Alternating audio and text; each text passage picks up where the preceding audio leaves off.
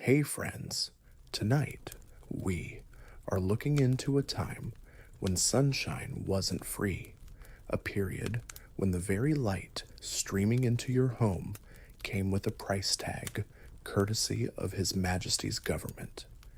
Imagine getting your annual property tax bill, and right there next to the assessment for your square footage and lot size is a line item for daylight usage, calculated by the number of windows you dare to possess. That's the rather dim reality of England's infamous window tax we're peering into tonight. You're probably thinking, a tax on windows? That's absurd. And you'd be absolutely right. Let's be honest.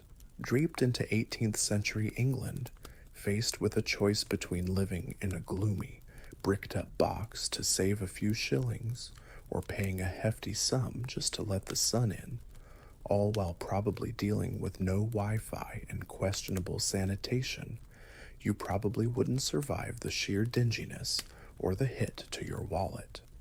It makes complaining about modern HOA rules seem almost quaint. So before you get too comfortable, go ahead and take a moment to like the video and subscribe, but only if you genuinely enjoy what I do here. I'd also love to see where you're all tuning in from and what time it is in your corner of the world. Drop a comment below. Now, turn off your lights, turn on your fan for some gentle white noise, and let's begin tonight's journey. You find yourself stepping back into the year 1696. England is a bustling, evolving nation under the rule of King William III. The air in London, where you might imagine yourself, is thick with the scent of coal smoke, damp wool, and the myriad odors of a burgeoning metropolis. Commerce is thriving, ships fill the Thames, but the nation's finances are, as often is the case, a bit strained. The government is looking for new, ingenious ways to raise revenue, particularly to fund its ongoing wars and to make up for losses from the clipping of coins, a widespread practice where people would shave off small amounts of silver from the edges of coins, devaluing the currency. It's in this climate of fiscal need that a seemingly straightforward, yet ultimately deeply unpopular, idea takes root: the window tax. The concept was, on the surface, logical, at least to the exchequer. Glass was a luxury item, and the number of windows a house possessed was seen as a fairly reliable indicator of the owner's wealth. More windows generally meant a larger, grander house, and therefore a greater ability to pay taxes. So the window tax was introduced as a form of progressive property tax designed to hit the wealthier segments of society harder. You can almost hear the parliamentary debates, the arguments for its fairness and ease of assessment.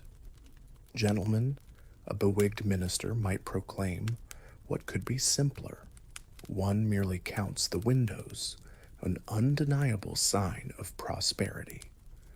A mainstream historical fact is that the tax was initially levied in two parts: a flat rate house tax of 2 shillings per house, and an additional variable charge for houses with 10 or more windows. This tiered system would be adjusted and expanded over the more than 150 years the tax remained in force. The tax assessors, or window peepers, as they sometimes came to be derisively known, were tasked with the job of counting the windows on each property. You can picture these individuals, clipboard and quill in hand, strolling down streets, peering up at houses, meticulously noting down the number of openings designed to admit light. It must have been a curious occupation, part accountant, part architectural surveyor, and, in the eyes of many homeowners, part public nuisance. One quirky detail is that the definition of a window itself sometimes became a point of contention. What about small openings for ventilation, or glazed doors, or skylights? These ambiguities would lead to disputes, attempts at creative interpretation by homeowners, and evolving regulations from the tax authorities. The initial public reaction was likely one of resigned grumbling, as with most new taxes. But as the rates increased over the years, and as the social and architectural consequences became more apparent, this grumbling would grow into widespread resentment and outright protest. For now, though, in these early years, you see homeowners starting to make calculations. Does that extra window in the pantry really justify the increased levy? Is the light in the little used attic room worth the shillings it adds to the bill? The seeds of avoidance are sown almost immediately. You can imagine a homeowner, upon hearing of the new tax, looking thoughtfully at a less essential window and then at his bricklayer. The era of legal light and illegal light, and the architectural gymnastics to avoid paying for the former, was just beginning.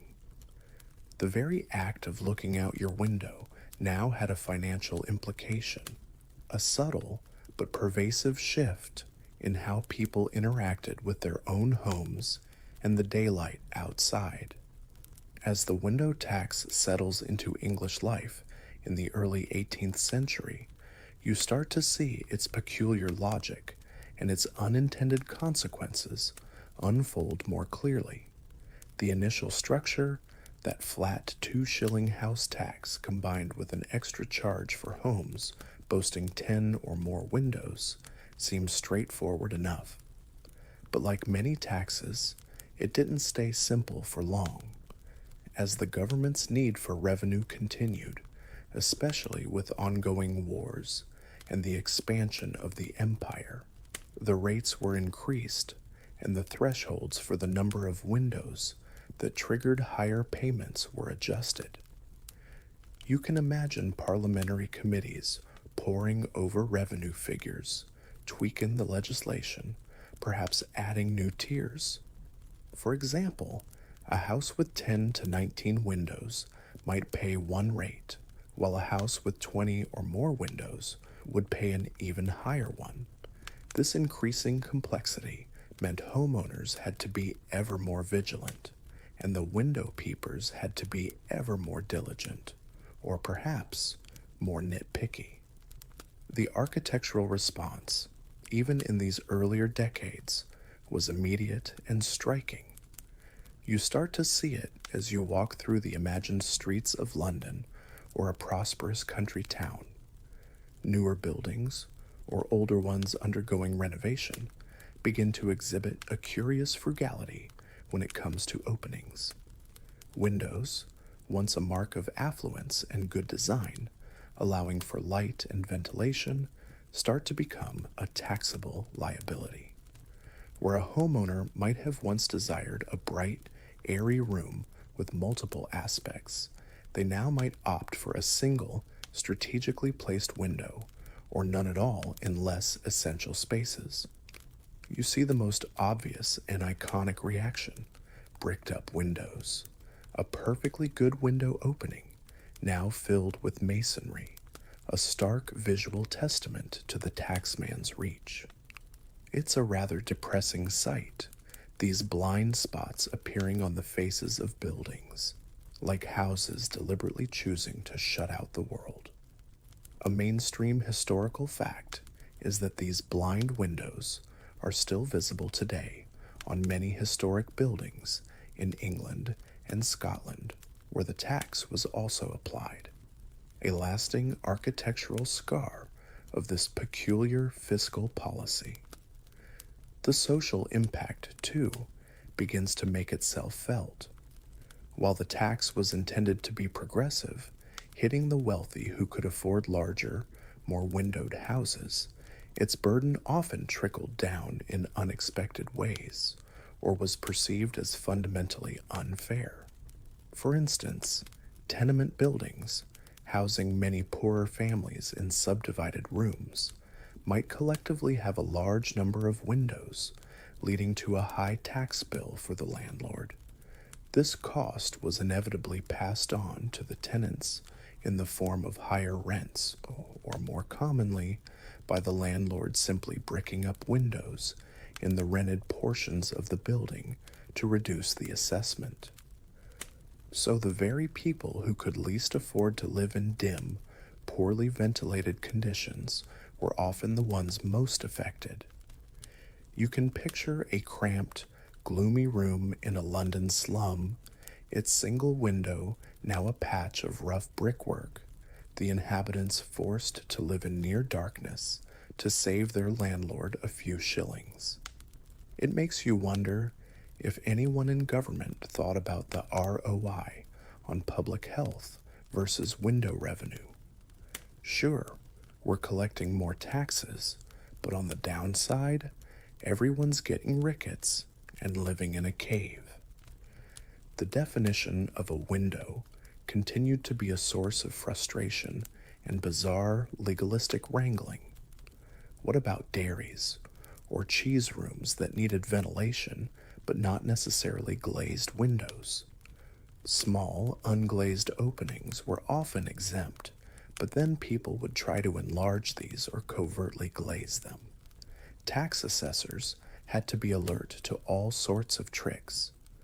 One quirky detail is the occasional debate over whether holes for cats should be counted if they admitted light, or whether a window that was painted over on the inside still counted if it looked like a window from the outside. It led to a kind of architectural cat and mouse game. Historians still debate the overall economic effectiveness of the window tax versus its social and public health costs. While it did raise significant revenue for the government for over a century and a half, was the price paid in terms of reduced living standards, architectural damage, and public resentment ultimately too high? In these early days of the tax, you can feel that tension building, the government's relentless need for funds clashing with the common person's desire for a bit of daylight without having to pay through the nose for it. The simple act of building a home was becoming an exercise in tax avoidance as much as architectural design. As the 18th century progresses, the window tax becomes an ingrained, if deeply resented, feature of English life. You can sense the psychological toll it takes on people beyond just the financial burden. Daylight, something so fundamental, so essential for well-being, is now commodified, something to be measured, assessed, and paid for. It creates a subtle but pervasive sense of gloom, both literally and figuratively. Imagine the frustration of wanting to build a bright, cheerful home for your family, only to be constrained by the thought of the window peeper and the extra shillings or pounds that each additional aperture will cost. It's a tax on aspiration, a tax on the simple human desire for light and air. You might see homeowners meticulously planning their houses, not just for comfort or aesthetics, but with an eye towards minimizing their window count, like strategists in a very dull domestic war against the exchequer. The window peepers themselves, those diligent assessors, become figures of both authority and often public disdain. They are merely doing their job, of course, but that job involves scrutinizing people's homes, counting their private openings to the world, and effectively determining how much they'll pay for the privilege of not living in a cave.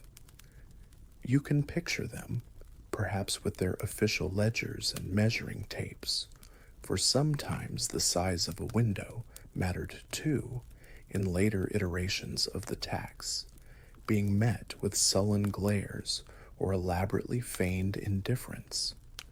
There would have been attempts to bribe them, no doubt, or to deceive them, perhaps by temporarily covering a window during an assessment, or arguing passionately that a particular opening was merely a ventilation slit and not a taxable window at all.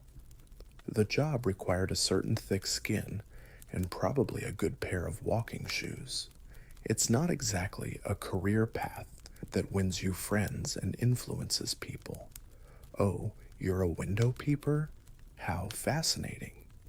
My great Aunt Mildred just loves paying extra for her tiny attic window. She says it's her favorite tax. Early forms of protest might have been subtle, more about individual acts of defiance or avoidance than organized campaigns.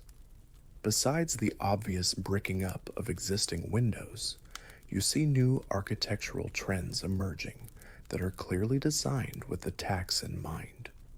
Houses might be built with very large windows in principal rooms, if the owner could afford the higher tax band, but with other rooms, especially those for servants or less important functions, left windowless or with minimal openings.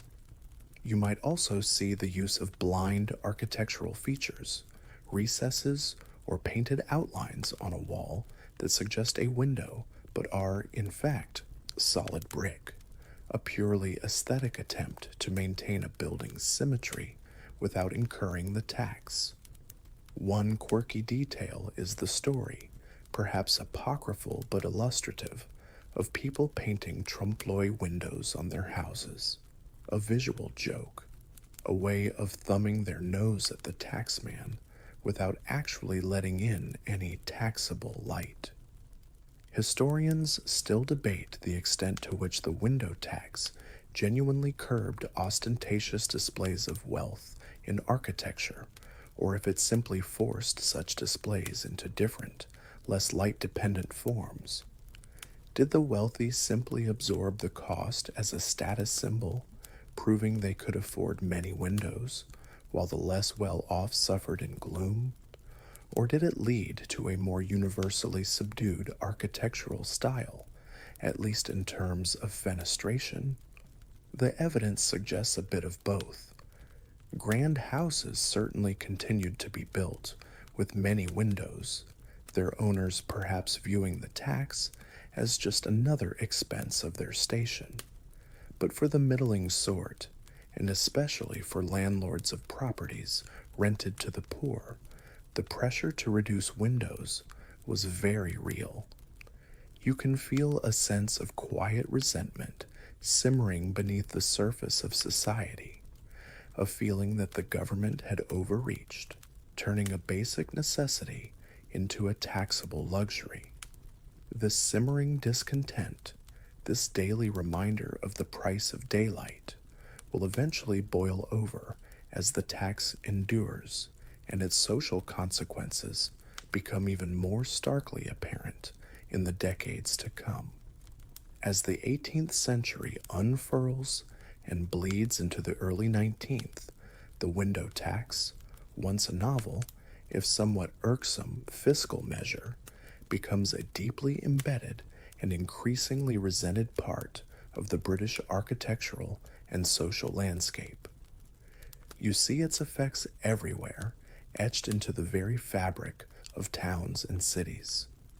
Stroll down any street, from the grand terraces of London to the more modest rows in provincial towns, and the evidence is undeniable. A veritable epidemic of bricked-up windows, like so many missing teeth in the nation's smile. What began as individual acts of tax avoidance has now become a widespread architectural norm, a visual shorthand for a nation trying to dodge the tyranny of daylight. You can almost feel the collective sigh of resignation from homeowners as they commission builders to seal up perfectly good openings, sacrificing light and air on the altar of tax relief.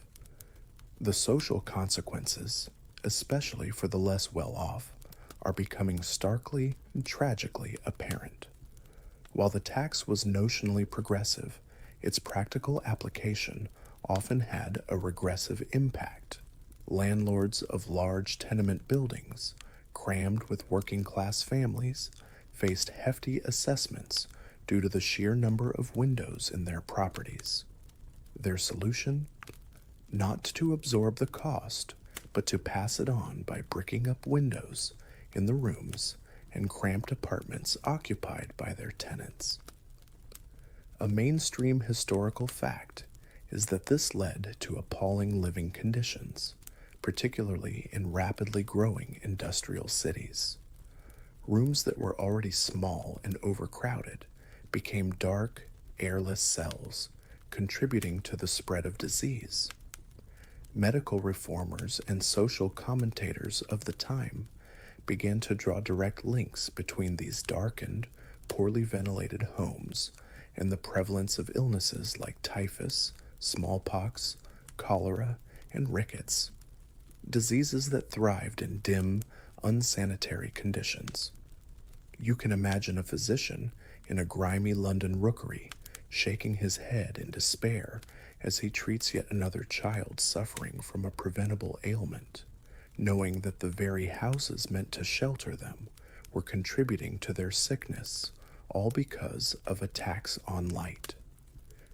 The irony is that as medical understanding slowly advanced, the importance of light and fresh air for health was becoming better recognized. Yet fiscal policy actively discouraged their provision. It's a grim sort of dark humor, the government essentially taxing health. Want to avoid rampant disease and crippling vitamin deficiencies, citizens? Well, that'll cost you extra, or you could just, embrace the gloom. Good for the complexion, probably. Less sun damage. One quirky detail is the architectural contortions builders went through to try and maximize light while minimizing taxable windows. You might see internal windows between rooms or unusually large single windows in a room rather than multiple smaller ones, all in an effort to navigate the complex and ever-changing rules of what constituted a taxable aperture. Some larger houses even had entire wings or sections left deliberately dark and windowless, used only for storage or by servants who were apparently not deemed worthy of state-sanctioned daylight. Historians still debate the full demographic impact of the window tax. While it's clear it exacerbated poor living conditions and likely contributed to higher mortality rates from certain diseases, particularly among the urban poor, quantifying this precisely is challenging. Was the tax a primary driver of public health crises, or was it one of many contributing factors in an era of rapid industrialization, urbanization, and limited sanitation infrastructure? It's likely a complex interplay. However, there's no denying the palpable misery it caused. You can almost feel the damp chill in those bricked-up rooms, smell the stale air, and sense the lowered spirits of people forced to live their lives in perpetual twilight. The window tax wasn't just an economic burden, it was an assault on the quality of life, a daily reminder that even the sun's rays came with a government levy. This growing awareness of the tax's detrimental social and health impacts would begin to fuel a more organized and vocal opposition as the 19th century progressed. The window peepers were no longer just counting panes of glass. They were, in a way, cataloging the extent of a national affliction. As the window tax continued its long and unpopular reign through the 18th and into the 19th century, you see the relationship between the taxpayers and the taxman evolve into an elaborate game of cat and mouse. The initial, somewhat crude, response of simply bricking up windows became more nuanced, as people sought ever more ingenious ways to minimize their liability while still trying to retain some semblance of light and livability. You can almost feel the collective ingenuity of a nation determined to get one over on the exchequer, or at least to keep a few extra rays of sunshine off the books. Evasion tactics ranged from the straightforward to the remarkably cunning. Beyond just filling in window openings with bricks, homeowners might try to disguise windows. Perhaps a window would be covered internally with shutters or heavy drapes, with the owner arguing it was no longer in use and therefore not taxable. Or, as you've touched upon, there was the phenomenon of blind windows, bricked up openings that were then painted on the exterior to look like real windows, an attempt to maintain architectural symmetry without incurring the tax. It's a bit like putting a "Sorry, we're closed" sign on a perfectly functional window just to fool the window peeper. Nothing to see here, Mr. Assessor, just a very convincing painting of a window. Terribly realistic, isn't it? No light passing through here, no sir. The legal definition of a window remained a fiercely contested battleground. A mainstream historical fact is that the legislation around the window tax was amended multiple times throughout its existence, often in direct response to these avoidance tactics. For example, there were specific rules and exemptions for openings in dairies, cheese rooms, and cellars, as these needed ventilation but not necessarily glazed light. This led to endless disputes. How large could such an opening be before it counted as a full taxable window? Could it have a few panes of glass, or must it be entirely unglazed, perhaps covered only with shutters or pierced tin? You can imagine homeowners and builders poring over the complex clauses of the latest Window Tax Act, looking for any loophole, any ambiguity they could exploit. Some people even resorted to using very thin, almost translucent horn instead of glass in certain openings, hoping it wouldn't be classified as a window in the taxable sense. Public outcry, which had simmered for decades, began to grow louder and more organized as the negative impacts of the tax became undeniable. Pamphlets and articles appeared decrying the tax on light and air as unjust, unhealthy, and detrimental to the nation's well-being. You might see caricatures in satirical prints of the time depicting window peepers as snooping, unpopular figures, or showing families huddled in gloomy, airless rooms. One quirky detail is that the tax was sometimes referred to as a tax on health or a tax on cleanliness, as people understood, even before the full germ theory of disease, that light and fresh air were important for preventing sickness and maintaining a sanitary home. The growing medical profession, as it gained influence, increasingly spoke out against the tax, citing its contribution to the dire public health situation in many urban areas. Historians still debate the effectiveness of early forms of protest against the window tax. While there weren't widespread violent rebellions solely focused on this particular levy, unlike, say, some protests against the Corn Laws, it contributed to a general atmosphere of discontent and a feeling that the tax system was unfair and burdensome, especially on the less well-off. The tax became a symbol of government overreach and insensitivity to the basic needs of the populace.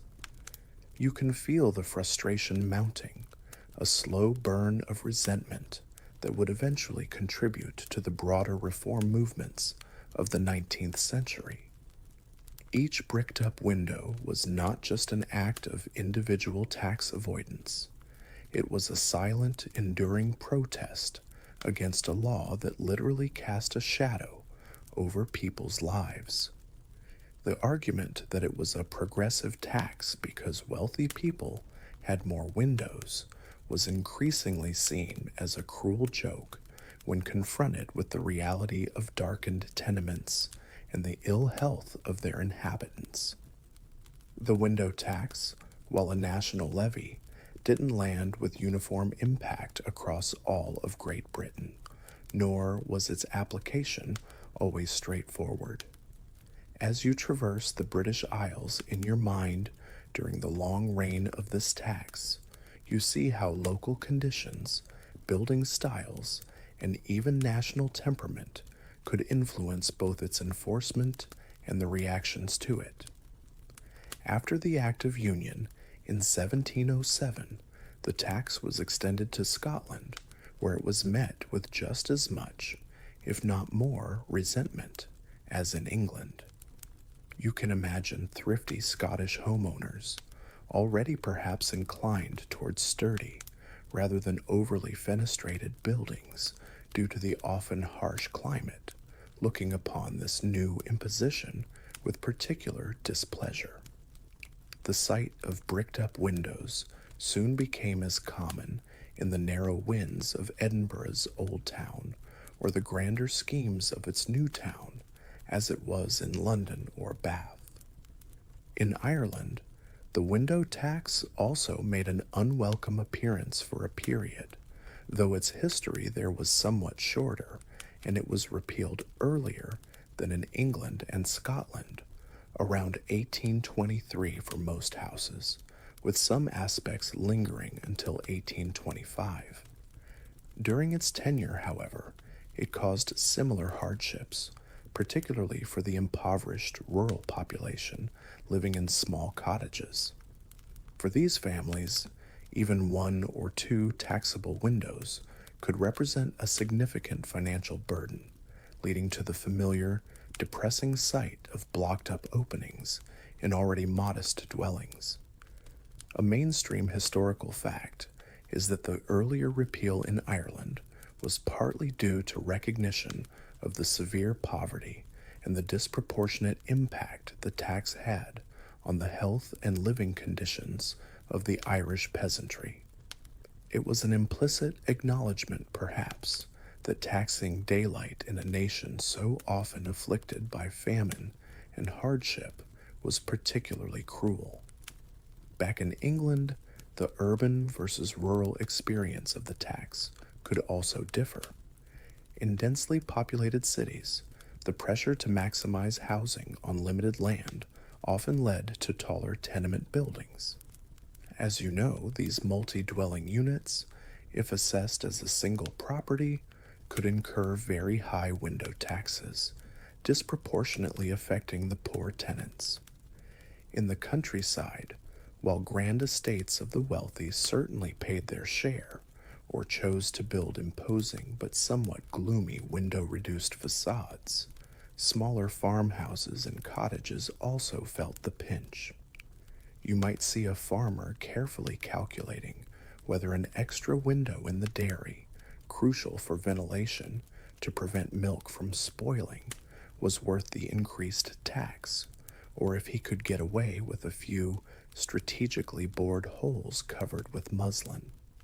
One quirky detail that repeatedly surfaced in disputes was the question of what is a window used for? For example, a window in a room used solely for commercial purposes, like a shop front, might be treated differently at various times or places than a window in a purely domestic part of the house. The tax assessors, those window peepers, needed a rulebook thicker than a Bible and the patience of a saint, or perhaps the tenacity of a terrier.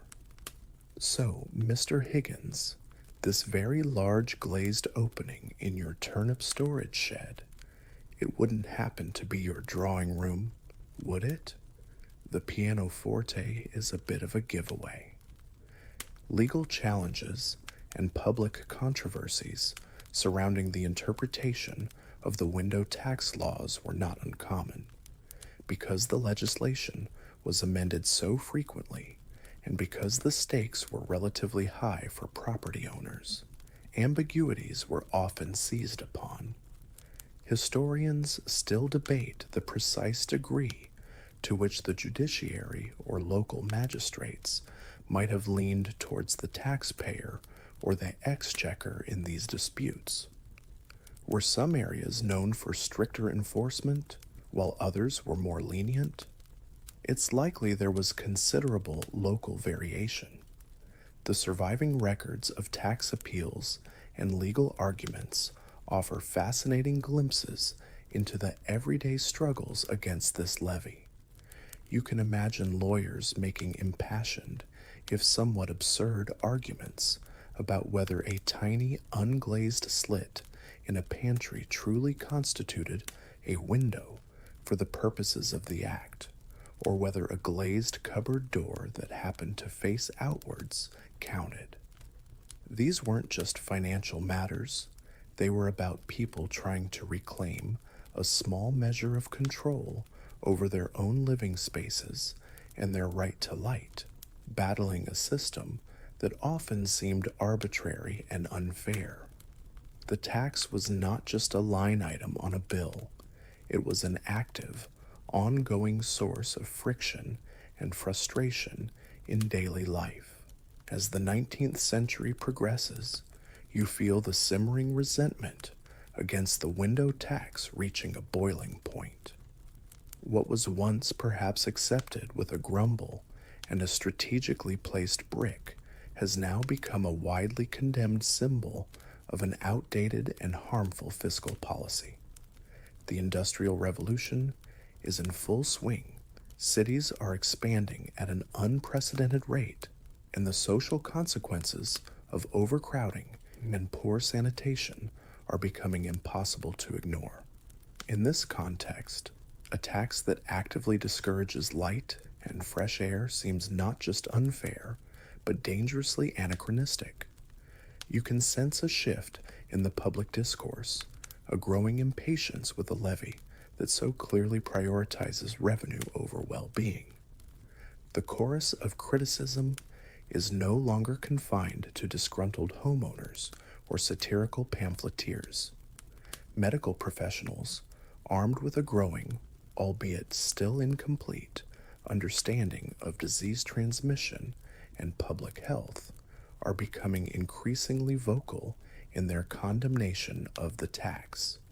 You might hear a respected physician addressing a parliamentary committee or writing a letter to the Times, passionately arguing that the window tax is a direct contributor to the squalor and sickness plaguing the urban poor.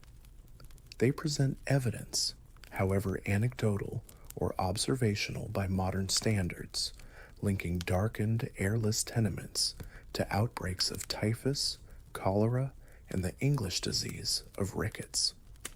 A mainstream historical fact is that influential medical journals and reformers of the era frequently cited the window tax as a major impediment to public health improvements. The call to let in the light was becoming a rallying cry for social reform. It's not just doctors, social reformers, philanthropists, and even some enlightened politicians begin to take up the cause. They see the bricked-up windows not just as an architectural blight, but as a moral one, a visible sign of a society failing to protect its most vulnerable citizens. You can imagine passionate speeches in Parliament, though perhaps initially from the backbenches, decrying the tax on health, the tax on life, the tax on the light of heaven. The argument that it was a fair way to assess wealth was wearing increasingly thin as its devastating impact on the poor became more widely understood and publicized. One quirky detail that highlighted its absurdity was its effect on new building technologies. The development and wider use of larger panes of glass, which could have made homes brighter and more pleasant, was actively discouraged by a tax that counted every distinct opening. Innovation in domestic architecture was being stifled by a fiscal policy designed in the age of William III. It's like trying to encourage electric cars while still having a massive tax on rubber tires. The tax also faced criticism from an economic standpoint. Some argued that it hindered the growth of the glass manufacturing industry, a sector that should have been booming with Britain's industrial expansion. By artificially suppressing the demand for windows, the tax was seen as counterproductive to overall economic progress. You can picture factory owners wanting to build well-lit workshops for their workers, or perhaps just to appear enlightened, but being deterred by the potential tax burden. Historians still debate the exact economic drags caused by the window tax relative to other factors of the period. Was it a major impediment to industrial growth, or more of a persistent, irritating friction? Regardless, the perception that it was an economically unsound and socially damaging tax was gaining momentum. The window peepers, those unfortunate enforcers of the levy, likely faced increasing hostility and obstruction as public anger grew. Their job, never popular, would have become even more thankless. You can imagine them being met not just with sullen glares, but perhaps with more organized non-compliance or vocal protests as they made their rounds.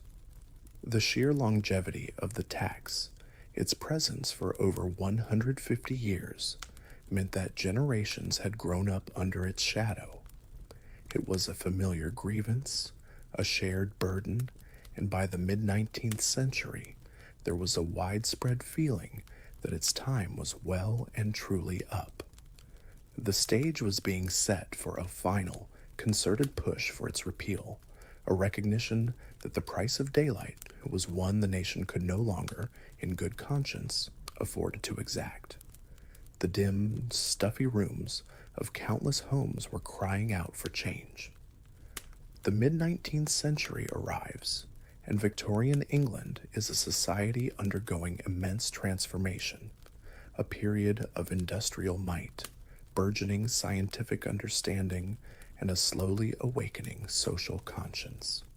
Against this backdrop, the window tax, that relic of a bygone era, looks increasingly out of place, like a flickering tallow candle in an age on the cusp of gaslight and eventually electricity.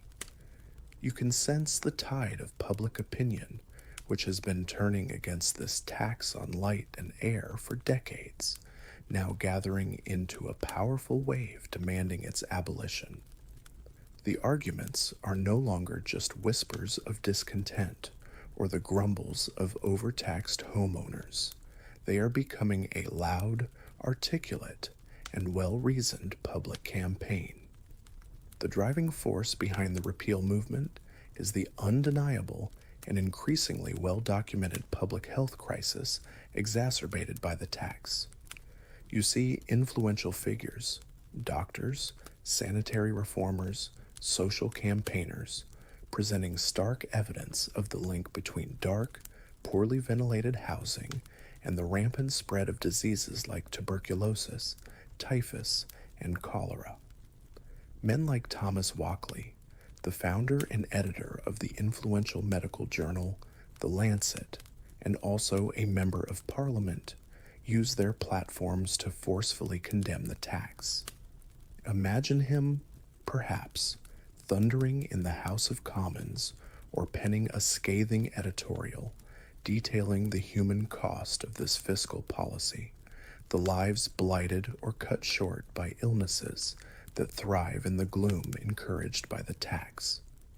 A mainstream historical fact is that the burgeoning public health movement of the 1830s and 1840s, spurred by devastating cholera epidemics and a greater understanding of contagion, even if the germ theory wasn't fully formed, identified the window tax as a key obstacle to improving the living conditions of the poor. It was becoming morally indefensible. It wasn't just medical professionals. Literary figures like Charles Dickens, whose novels so vividly portrayed the grim realities of Victorian urban life, also lent their voices to the cause, subtly or overtly criticizing the conditions created by such policies. You can almost feel the weight of his descriptions of dark, cramped lodgings in Oliver Twist or Bleak House, contributing to a growing public awareness and unease. The argument is no longer just about unfair taxation. It's about basic human dignity and the right to healthy living conditions. It's hard to argue for the sanctity of the home when the home is a government-incentivized dark box. Yes, an Englishman's home is his castle, a reformer might sarcastically quip. A very dark, damp, and disease-ridden castle, thanks to the window tax. The arguments for repeal also highlight the tax's inherent unfairness and its disproportionate burden on those least able to pay. While still defended by some in government as a legitimate way to raise revenue from property, its regressive effects were becoming too obvious to ignore. You might see charts and statistics being presented showing how landlords of tenements pass the cost onto impoverished tenants, either through higher rents or, more commonly, through the deprivation of light and air. One quirky detail that emerged during the debates was the comparison with other taxes. Why, reformers asked, should a basic necessity like daylight be taxed so heavily when other forms of wealth might be taxed less onerously or more equitably? It began to look like a stubborn anachronism, a fiscal dinosaur that had outlived its usefulness and was now actively harming the nation it was supposed to be supporting. Historians still debate the precise combination of factors that finally tipped the scales towards repeal. Was it the growing power of medical and scientific arguments, the pressure from social reformers and public opinion, or was it also a reflection of changing economic philosophies and a recognition by a new generation of politicians that the tax was simply bad policy, hindering development and creating unnecessary hardship? It was likely all of these, a confluence of moral, scientific, and economic arguments creating an irresistible momentum. You can sense the growing confidence of the anti-window tax campaigners, the feeling that victory is finally within reach, as the calls for "let there be light," untaxed, echo ever louder through the halls of power and the increasingly illuminated, at least in terms of public awareness, streets of Britain. The mounting pressure against the window tax, fueled by decades of public frustration and the increasingly vocal arguments of health and social reformers, finally begins to resonate decisively within the walls of Parliament in the mid-19th century. You can imagine the shift in atmosphere, the sense that the political will to maintain this archaic and damaging levy is crumbling. The arguments that once held sway, its perceived fairness as a tax on wealth, its long history as a source of revenue, are now sounding increasingly hollow against the overwhelming evidence of its detrimental impact. The ghosts of countless bricked-up windows and darkened rooms seem to haunt the parliamentary chambers, demanding a reckoning. The debates leading up to the repeal would have been spirited, reflecting the significant change in public and political sentiment. You might picture reformers, armed with statistics on disease rates in poorly lit housing and petitions signed by thousands of citizens making impassioned speeches. They would lay bare the human cost of the tax, contrasting the revenue it generated with the suffering it inflicted. Perhaps they'd recount specific tragic stories of families living in perpetual gloom, their health failing, their children growing up without adequate daylight. On the other side, there would still be some defenders of the tax, perhaps citing the need for government revenue, the difficulty of finding alternative sources, or arguing that its negative effects were exaggerated. But their voices are increasingly drowned out by the chorus demanding change. A mainstream historical fact is that by the late 1840s and early 1850s, the campaign for the repeal of the window tax had become a significant political issue, with numerous petitions presented to Parliament and widespread support across different sectors of society. The decisive moment arrives in 1851. Sir Charles Wood, the Chancellor of the Exchequer at the time, introduces the bill that will finally abolish the window tax. You can imagine the scene in the House of Commons, a sense of anticipation in the air. His speech might acknowledge the tax's long service as a revenue generator, but also concede its unpopularity and its recognized ill effects on the health, comfort, and industry of the people. The arguments for repeal, once radical, are now mainstream. The government proposes to replace the lost revenue with a simpler, more straightforward house tax based on property value rather than the arbitrary and problematic counting of windows. One quirky detail is that even as the tax was being repealed, some discussion likely revolved around how to define a house for the new tax, ensuring that the old problems of convoluted definitions wouldn't simply reappear in a new guise. It seems tax law is destined to have its little complexities, no matter the era. We're getting rid of the window counting, brilliant. Now, about this new inhabited house duty. Does a large dog kennel count if the dog is really comfortable? When the repeal finally passes into law in 1851, after more than a century and a half of casting its shadow over Britain, you can imagine a collective sigh of relief, perhaps even quiet celebrations in some quarters. Newspapers would have trumpeted the news: the tyranny of daylight is over, or a tax on health abolished. For many, it would have been a tangible improvement in their lives, or at least the promise of one. Landlords would no longer have a fiscal incentive to brick up windows, and new constructions could be designed with a greater emphasis on light and ventilation without fear of punitive taxation.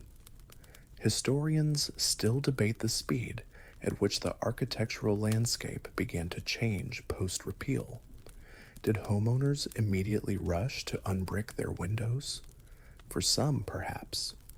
For others, especially in older buildings or rented accommodations, the changes might have been more gradual, dependent on renovations or new constructions. But the principle had been established. Daylight was no longer a taxable luxury. The abolition of the window tax was a significant victory for public health advocates and social reformers. It marked a recognition at the highest level that government fiscal policy had a direct and profound impact on the well-being of its citizens, and that some forms of taxation, however ingenious they might seem for raising revenue, could exact too high a social cost. You feel a sense of a burden lifted, not just from individual homeowners, but from the nation's conscience. The era of the window peeper was over, and the sun, in a very real sense, was being allowed back into the homes of Britain. The year 1851 marks the official end of the window tax, but its legacy, like the faint outline of a long bricked up window on an old stone wall, lingers on, etched into the architectural memory of Britain and serving as a curious footnote in the annals of fiscal policy. You can walk through the historic streets of many British towns and cities today and still see the evidence, those blind windows filled in with masonry that often doesn't quite match the original, a silent, enduring testament to more than 150 years of trying to keep the taxman at bay. These architectural quirks are more than just curiosities. They are tangible reminders of a time when daylight was a taxable commodity. The most significant legacy of the window tax is perhaps its role as a cautionary tale in public policy. It stands as a classic example of a tax that, while perhaps conceived with some logical, if flawed, intent, ultimately had devastating unintended consequences, particularly for public health and social equity. A mainstream historical fact is that the fight against the window tax became an important precursor to later campaigns for housing reform and improved sanitation in the Victorian era and beyond. The clear link established between the tax, poor housing conditions, and disease helped to shape a growing awareness that the state had a responsibility not just to govern, but also to ensure certain basic standards of living for its populace. You can see the repeal of the window tax as a stepping stone towards a more interventionist approach to public health, one that recognized the profound impact of the built environment on human well-being. The window tax also left its mark on architectural design and building regulations, even after its abolition. The experience of living in darkened, poorly ventilated homes for generations likely contributed to a greater appreciation for light and air in domestic architecture once the constraint was removed. New buildings in the latter half of the 19th century often featured larger windows and a greater emphasis on ventilation, partly as a reaction against the gloom of the window tax era. One quirky detail is that for a while after the repeal, there might have been a certain exuberance in window design, a kind of architectural sigh of relief. It's as if builders and homeowners, freed from the taxman's count, collectively decided, never again shall we skimp on glass. Historians still analyze the window tax as a fascinating case study in the history of taxation. It raises enduring questions about what constitutes a fair tax, how to balance the revenue needs of the state with the social impact of fiscal policies, and the often unforeseen behavioral changes that taxes can induce. The window tax illustrates perfectly how a levy on a seemingly straightforward proxy for wealth, the number of windows, can become distorted and deeply problematic in its application. It also highlights the importance of public opinion and sustained campaigning in bringing about policy change. The eventual repeal was not just a governmental decision, it was the culminations of decades of protest, scientific argument, and growing social outrage. You can almost hear the collective sigh of relief, not just in 1851, but echoing down through the years, every time someone today enjoys an untaxed sunbeam streaming through their window. Remember when Grandpa had to pay extra for this view? Dark times, my child, dark times. The story of England's window tax, then, is more than just a dusty historical anecdote. It's a reminder of the real human cost of poorly conceived policies, a testament to the importance of light and air for human health and happiness, and an illustration of how even the most deeply entrenched taxes can eventually be overturned by persistent, reasoned argument and a changing social conscience. The shadows it cast were long, but eventually the light, untaxed and unimpeded, was allowed to flood back in. Now, as our journey through the era of the window tax comes to its gentle close, let the images of those bricked-up windows and dimly lit rooms fade into the soft darkness of your own comfortable space. The story of this peculiar tax, with its unintended hardships and eventual repeal, can now become a quiet, distant thought, a historical curiosity that no longer needs to trouble your mind as you prepare for sleep. Allow the relief of its abolition to echo the relief you feel as you settle into your bed. The memory of those window peepers and their unwelcome assessments can dissolve, replaced by a sense of security and peace. The frustration of homeowners facing attacks on daylight can recede, leaving behind only an appreciation for the simple, untaxed light that will greet you in the morning. Imagine the old, bricked-up windows being opened, one by one, letting in fresh air and sunshine, a metaphor for your own mind letting go of the day's concerns and opening to the possibility of deep, restorative rest. There are no more tax laws to decipher, no more architectural loopholes to find. There is only the gentle rhythm of your breath, steady and calm, and the comforting darkness that surrounds you. Hey, friends, tonight we are venturing into the arid wilderness, to dusty caves, and the story of an archaeological discovery so profound it sent shockwaves through the worlds of biblical scholarship, history, and our understanding of ancient faiths. Imagine stumbling upon a hidden library, untouched for nearly 2,000 years, its fragile contents holding secrets and insights from a pivotal era in human history. That's the kind of earth-shattering find we're exploring, the Dead Sea Scrolls.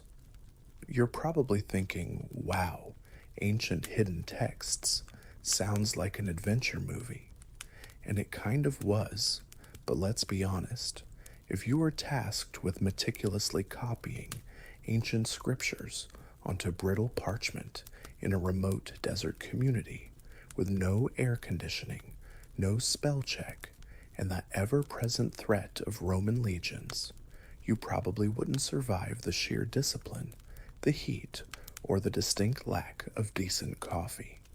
It makes complaining about a slow Wi-Fi connection feel a tad indulgent. So before you get too comfortable, go ahead and take a moment to like the video and subscribe, but only if you genuinely enjoy what I do here. I'd also love to see where you're all tuning in from and what time it is in your corner of the world. Drop a comment below. Now turn off your lights, turn on your fan for some gentle white noise, and let's begin tonight's journey. You find yourself not in a grand library or a bustling ancient city, but in the stark, sun-scorched landscape of the Judean desert, sometime in the late winter or early spring of 1946, or perhaps 1947. The exact date is a little hazy, as memories of such chance discoveries often are. The air is dry, carrying the scent of dust and desert scrub. The Dead Sea, a vast, unnaturally still body of hypersaline water, shimmers in the distance under a relentless sun. You are with a young Bedouin shepherd, perhaps Juma Mohammed Khalil, or his cousin Mohammed Ed Dib, of the Ta'amiri tribe. They are tending their flock of goats and sheep, guiding them through the rugged, rock-strewn terrain near an ancient ruin known as Khirbet Qumran, a place of crumbling stone walls on a dry plateau overlooking the northwestern shore of the Dead Sea. It's a harsh, unforgiving land where survival depends on an intimate knowledge of hidden springs and scarce grazing spots. The story, as it's often told, unfolds with a touch of serendipity. One of the shepherds, perhaps looking for a stray goat, or maybe just idly exploring while the flock rests, tosses a stone into a dark opening in the limestone cliffs that line the plateau. Instead of the expected thud of rock against rock, he hears the distinct, surprising sound of shattering pottery. Curiosity piqued, he and his companion decide to investigate. You can imagine them, agile and sure-footed, scrambling up the treacherous cliff face to reach the narrow cave entrance. Peering into the gloom, their eyes slowly adjusting from the harsh desert glare, they see a collection of tall, cylindrical earthenware jars, some still sealed, others broken, perhaps by that errant stone. It's a moment pregnant with an unknown significance.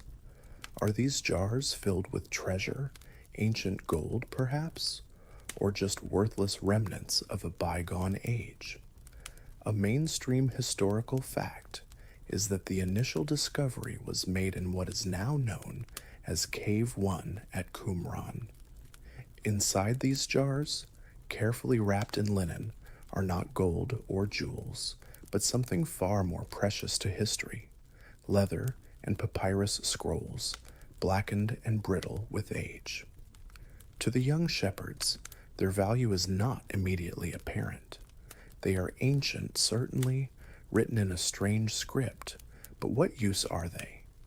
Perhaps they could be used for leather to make sandals, or maybe sold for a small sum to an antiquities dealer.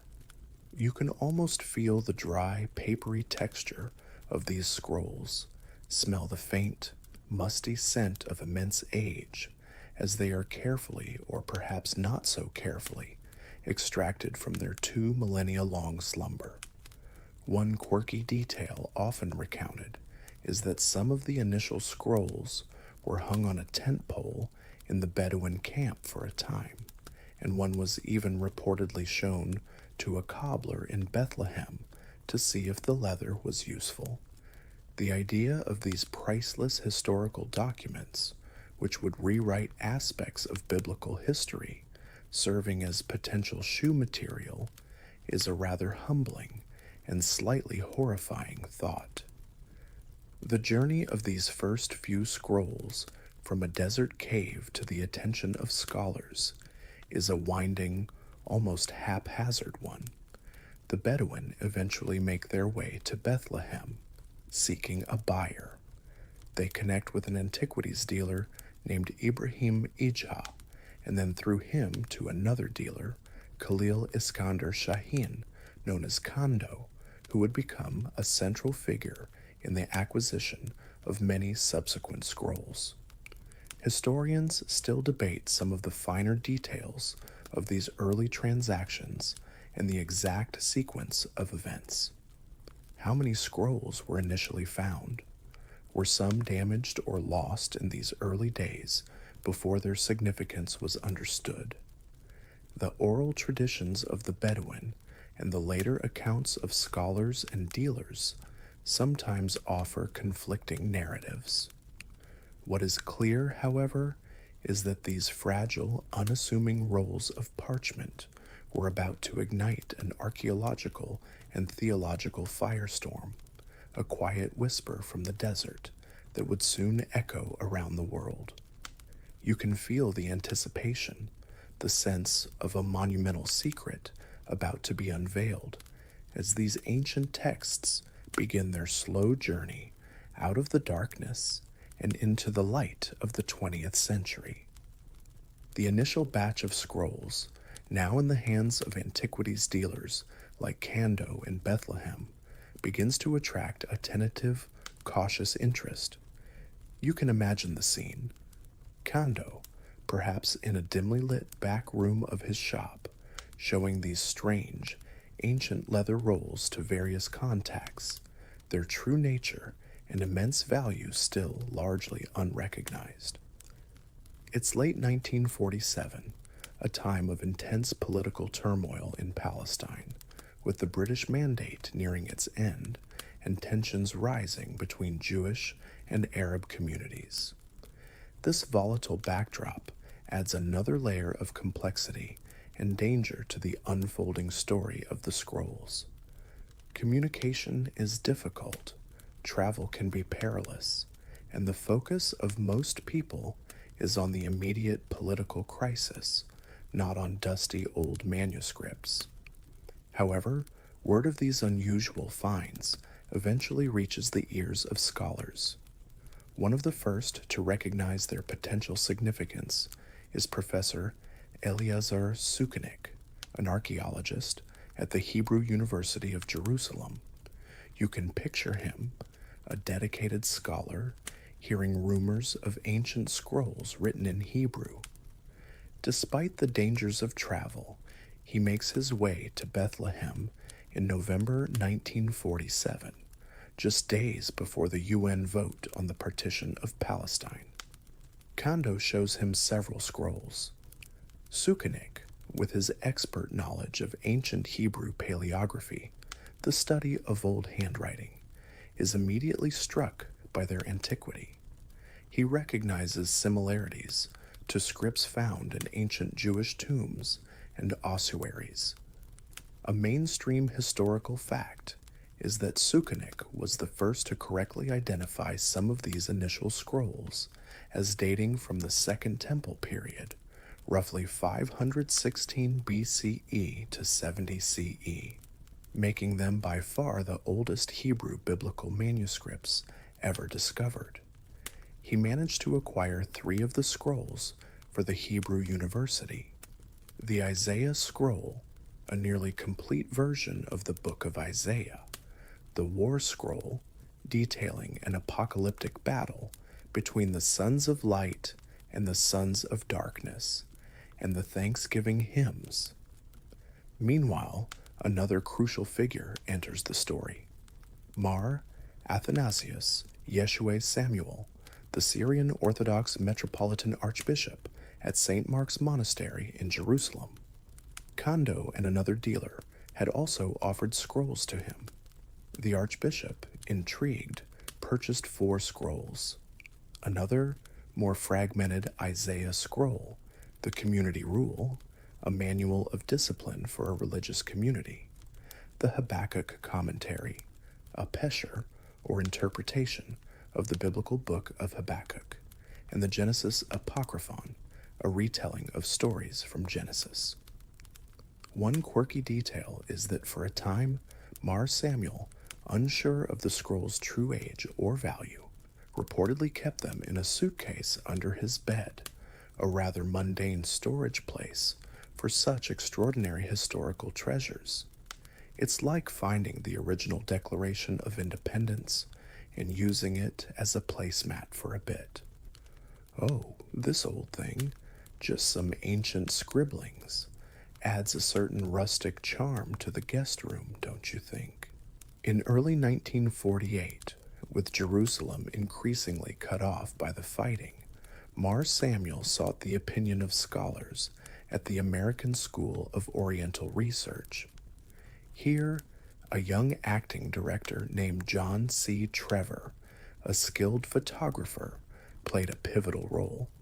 When he saw the scrolls, particularly the large Isaiah scroll, he was astonished. He recognized its script as being even older than the Nash Papyrus, which at that time was the oldest known Hebrew biblical fragment. Trevor meticulously photographed the scrolls, and these photographs were soon sent to leading paleographers like Professor William F. Albright in the United States, who famously confirmed their immense antiquity, dating them to around 100 BCE and declaring them the greatest manuscript discovery of modern times. Historians still debate the exact sequence of who knew what and when during these chaotic early months. Was there a race to acquire the scrolls? Did everyone immediately grasp their full implications?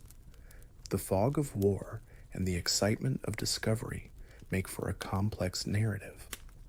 What is clear is that the initial skepticism that often greets extraordinary claims was rapidly being overcome by the mounting evidence of the scroll's genuine antiquity and profound importance.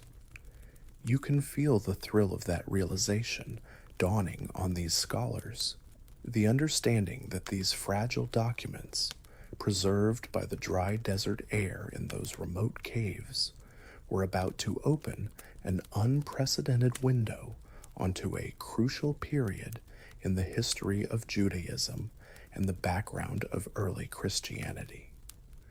The silence of millennia was beginning to be broken. The initial 7 scrolls, emerging blinking into the mid-20th century from their long, dark silence, were a mixed bag in terms of their physical state and material. Most were made of parchment, specially prepared animal skins, usually from sheep or goats, while a few were on papyrus, a reed-based paper common in the ancient world. You can imagine the painstaking process of their creation, scribes carefully treating and stretching the skins, ruling faint lines, then meticulously copying texts with carbon-based ink made from soot, gum, and water using reed or metal styluses. The great Isaiah scroll, one of the first acquired by Sukenik, was remarkably well preserved, a testament to the dry, stable climate of the Qumran caves and the protection of the linen wrappings and earthenware jars. It's over 24 feet long, made of 17 sheets of parchment sewn together. Others, however, were far more fragile, brittle, and fragmented, blackened by age and sometimes damaged by moisture or insects over the centuries. Handling them required immense care. Even a breath could potentially cause these ancient documents to crumble further. As scholars like Sukenik and Trevor began to study these first texts, the sheer scope of the discovery started to become apparent. They weren't just random jottings. These were significant religious and communal documents. The presence of a nearly complete Book of Isaiah, 1,000 years older than any previously known Hebrew copy, was itself a monumental find, offering an unprecedented glimpse into the state of the biblical text at such an early period. Then there were the other non-biblical texts, the community rule, the war scroll, the Thanksgiving hymns, which hinted at the existence of a devout, perhaps ascetic Jewish community with its own distinct beliefs, practices, and apocalyptic expectations. A mainstream historical fact is that the texts were written primarily in Hebrew, with some in Aramaic, a closely related Semitic language common in Judea at the time, and a few in Greek. But who wrote them? And why were they hidden in these remote desert caves? These were the immediate, burning questions. Early theories abounded. Some initially wondered if they might be medieval texts, perhaps from the Karaite sect, but the paleographic evidence and, later, radiocarbon dating, first performed on a piece of linen from Cave 1 in 1950, quickly pointed to the Second Temple period, specifically between the last 2 centuries BCE and the 1st century CE. Could they have been hidden by early Christians? Or perhaps by zealots fleeing the Roman destruction of Jerusalem in 70 CE, who might have deposited sacred texts from the temple library for safekeeping? One quirky detail that added to the initial mystery was the copper scroll discovered later in Cave 3, which, unlike the others, was engraved on thin sheets of copper and listed supposed locations of vast hidden treasures, gold, silver, and sacred vessels. Was this a genuine inventory or a fantastical piece of folklore? The academic world was buzzing.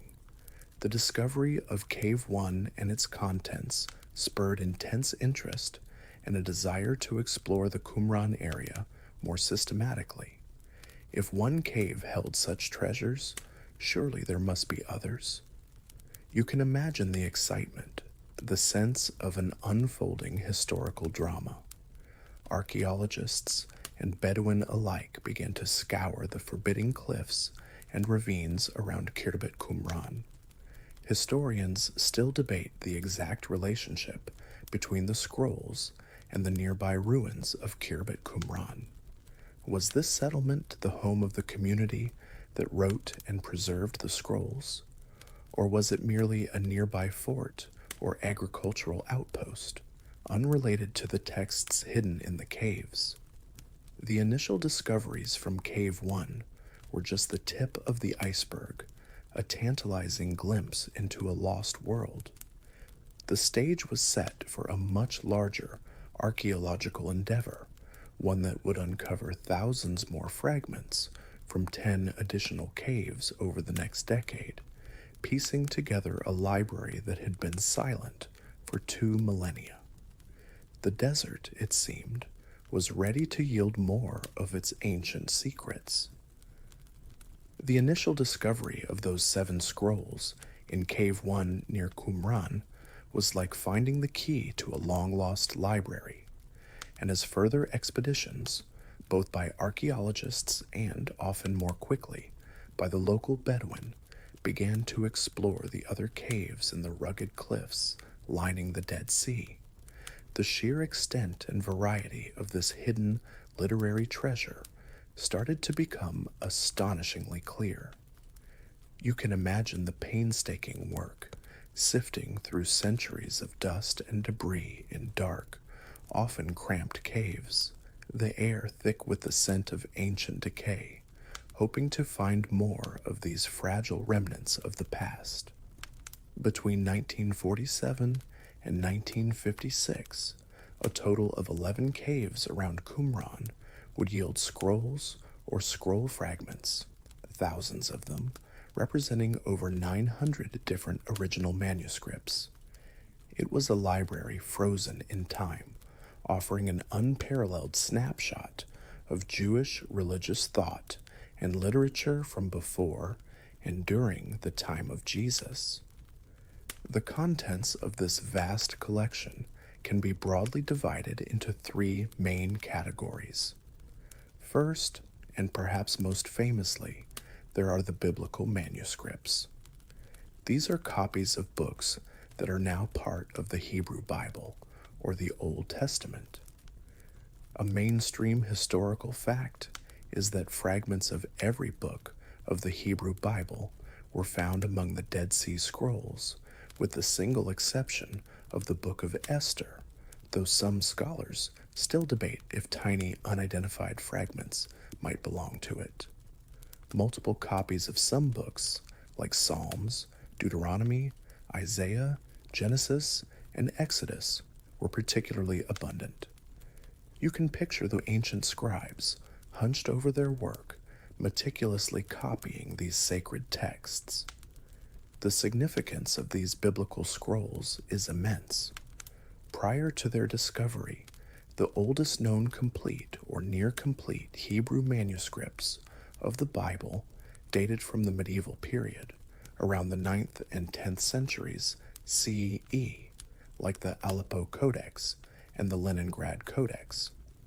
The Qumran biblical scrolls are 1,000 years older, providing an incredible window into the state of the biblical text, much closer to its original composition.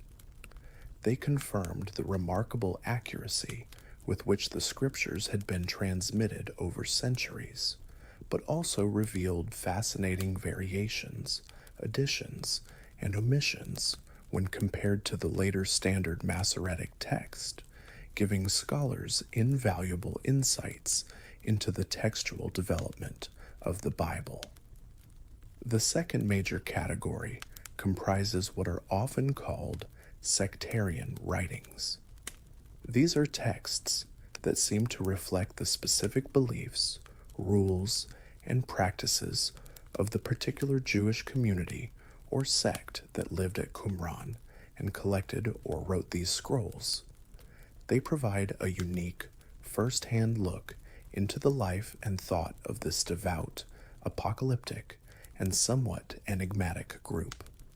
One of the most important of these is the Serach Hayahad, or the Community Rule, also known as the Manual of Discipline.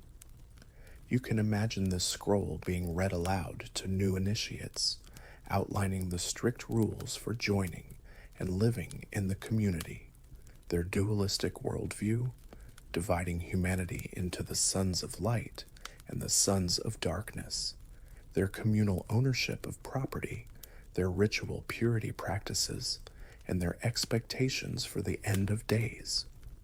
Another famous sectarian text is the Milhama, or the War Scroll, which describes a future 40-year apocalyptic war between the sons of light and the sons of darkness, who are identified with various enemies, including the Kittim, often interpreted as the Romans. It's a highly detailed, almost military manual for this final cosmic battle, complete with descriptions of banners, trumpets, and battle formations. It's like their own Left Behind series, but with more specific instructions on spear-throwing techniques. Other sectarian texts include the Hodayot, or Thanksgiving hymns, a collection of psalms and prayers expressing themes of divine salvation and knowledge. The Pesharim, which are running commentaries on biblical prophetic books, interpreting them in light of the community's own history and eschatological beliefs. And the Damascus document, which contains laws and admonitions, perhaps for members of the broader movement who didn't live at the Qumran settlement itself. One quirky detail is that some of these sectarian texts reveal a very distinct calendar, different from the one used in the Jerusalem temple at the time. This solar calendar, with its 364 days, meant that their religious festivals would have fallen on different days than those celebrated by mainstream Judaism, highlighting their separation and, in their view, their adherence to a more ancient and correct divine schedule.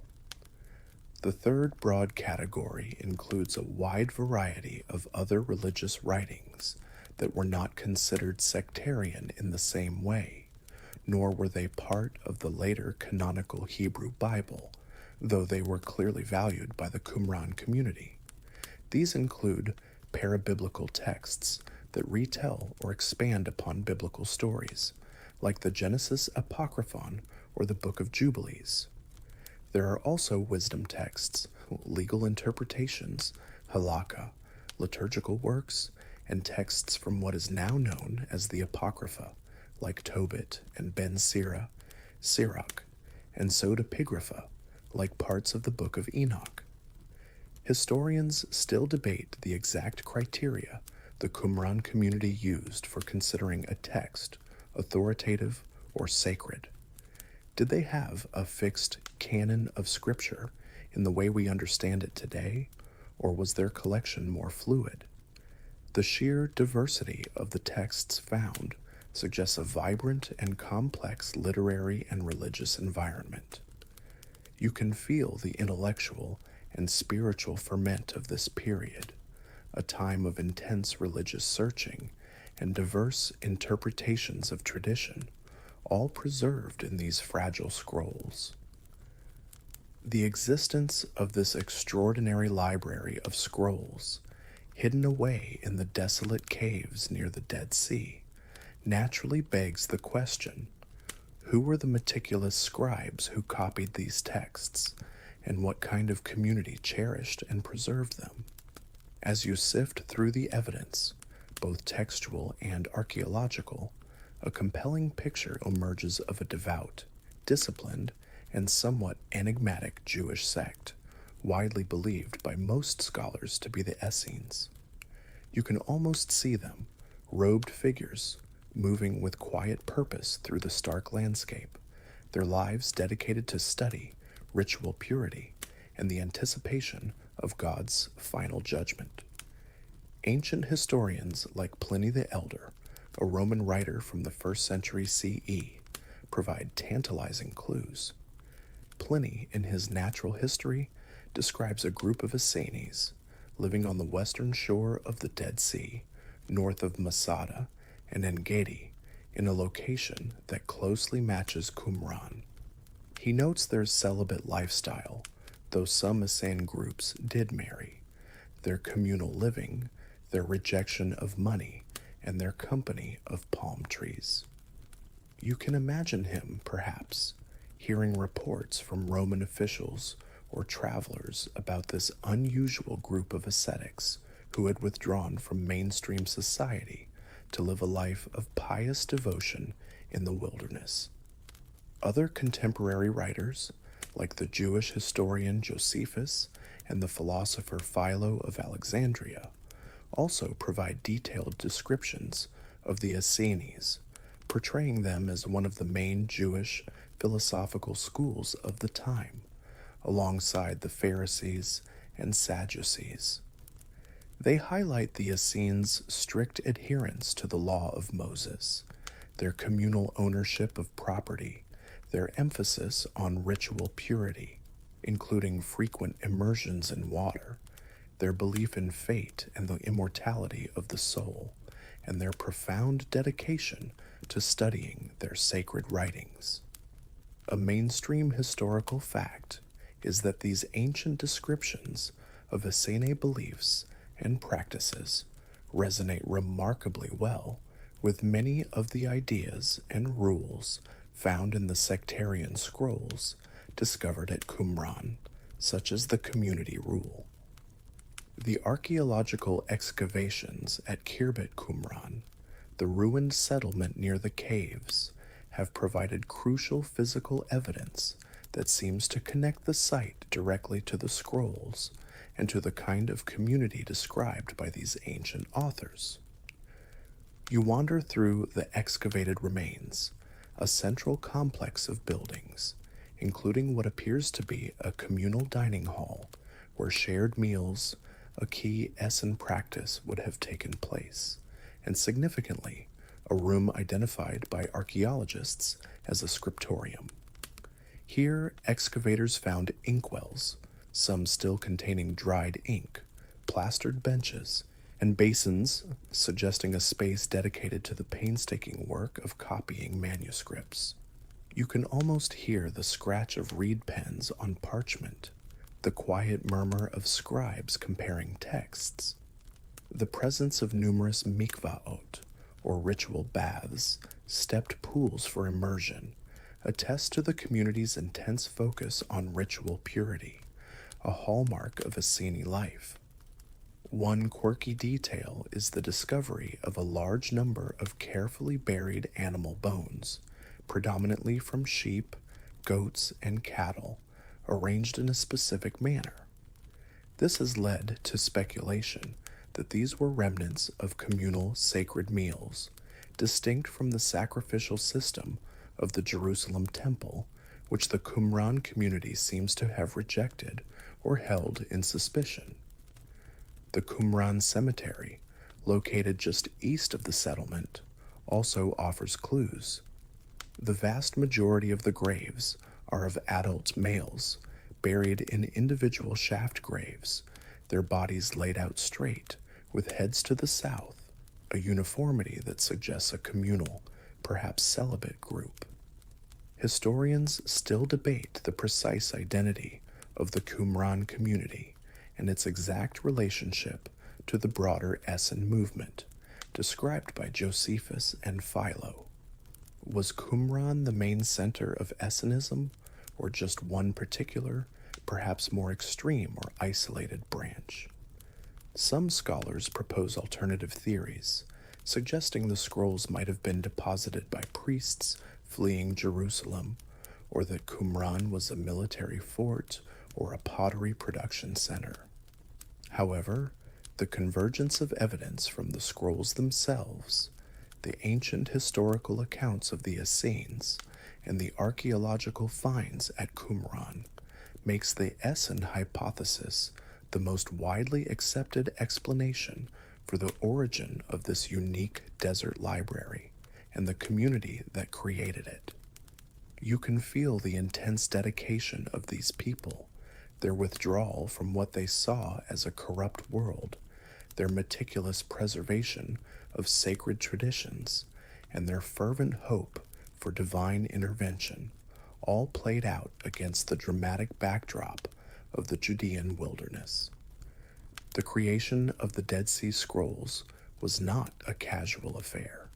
It was a sacred duty, a meticulous and labor-intensive process carried out by scribes who were not merely copyists, but custodians of divine words and communal traditions. You can feel the reverence in every carefully formed letter, every precisely ruled line. Imagine yourself in that scriptorium at Qumran, the desert sun filtering through a small opening, the air filled with the dry scent of parchment and the faint, earthy aroma of ink. Around you, scribes are bent over low tables, or perhaps working with scrolls on their laps, their concentration absolute. The primary writing material, as you know, was parchment, made from the prepared skins of animals like sheep, goats, or calves. You can picture the lengthy process, cleaning and dehairing the hides, stretching them taut on wooden frames, then scraping them with pumice stones to create a smooth, even surface suitable for writing. It was a craft in itself, and the quality of the parchment varied. Some scrolls are on beautifully prepared fine vellum-like material, while others are on coarser, thicker skins. Sheets of parchment would then be carefully sewn together, often with linen thread or animal sinew, to create long rolls. Papyrus, imported from Egypt, was also used for some texts, though it was less durable in the long run. The scribes would typically rule faint, horizontal lines on the parchment to guide their writing, and often vertical lines to mark out columns, ensuring a neat and orderly layout. A mainstream historical fact is that the analysis of these ruling techniques, as well as the stitching methods and the physical characteristics of the parchment itself, can sometimes help scholars group fragments together or even identify scrolls that might have been produced in the same workshop. The ink they used was predominantly black, a carbon-based ink made from soot, often from olive oil lamps, mixed with a binder, like gum arabic, and a little water or oil to achieve the right consistency.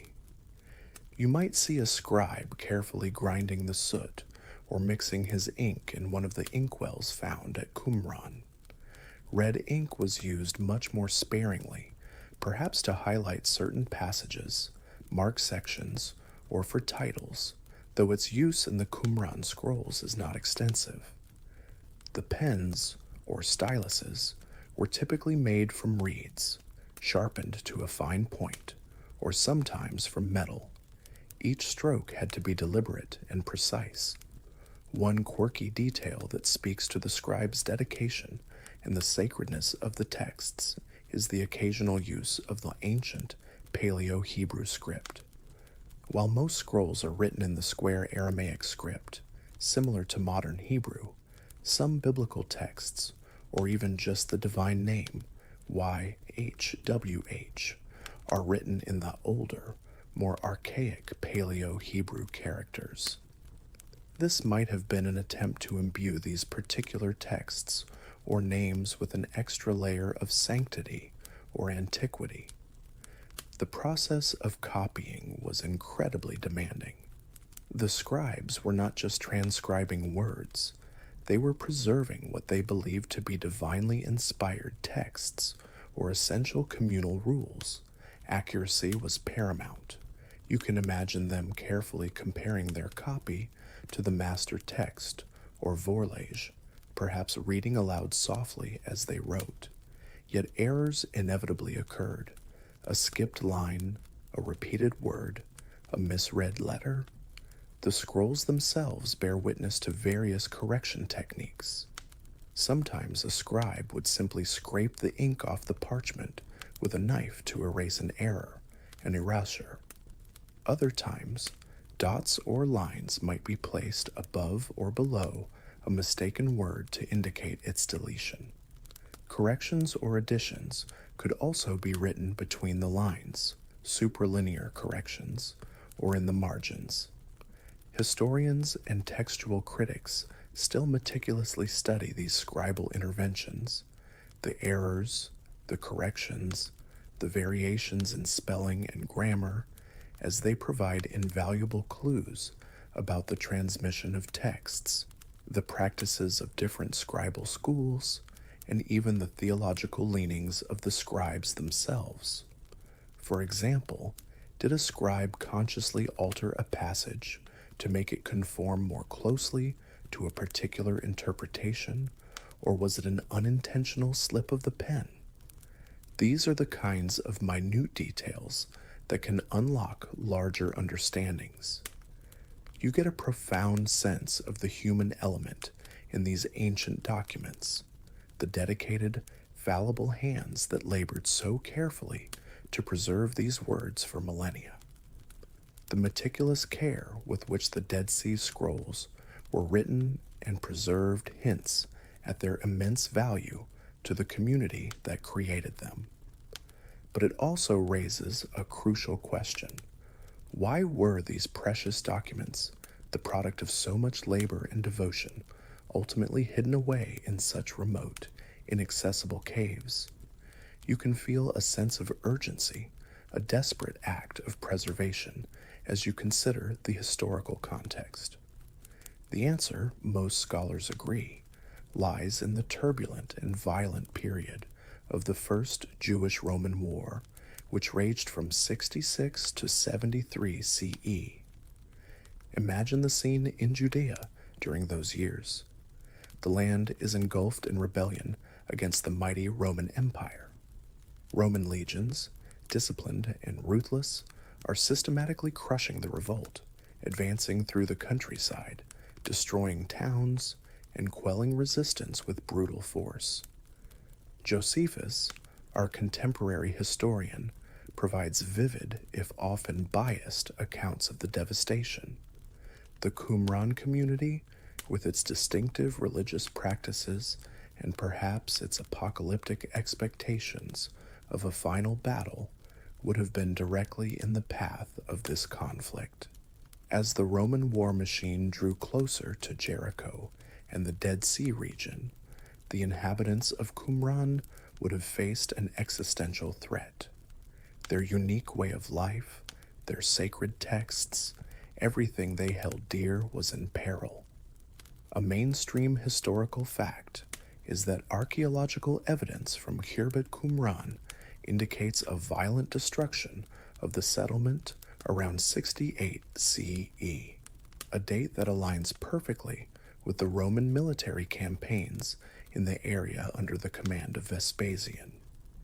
Arrowheads have been found at the site, and there is a clear destruction layer, suggesting a military conquest. Faced with this imminent danger, you can picture the community making a desperate decision to hide their sacred library, to entrust these scrolls to the silent, protective embrace of the desert caves, hoping perhaps to retrieve them later when peace returned, or for them to be discovered by a future generation if their own community was wiped out. It would have been a clandestine operation carried out with a sense of urgency and foreboding. Groups of scribes or community leaders carefully wrapping the scrolls in linen cloths, placing them inside earthenware jars, the cylindrical pottery described by the Bedouin discoverers, and then transporting them to the nearby caves, some easily accessible, others more remote and difficult to reach.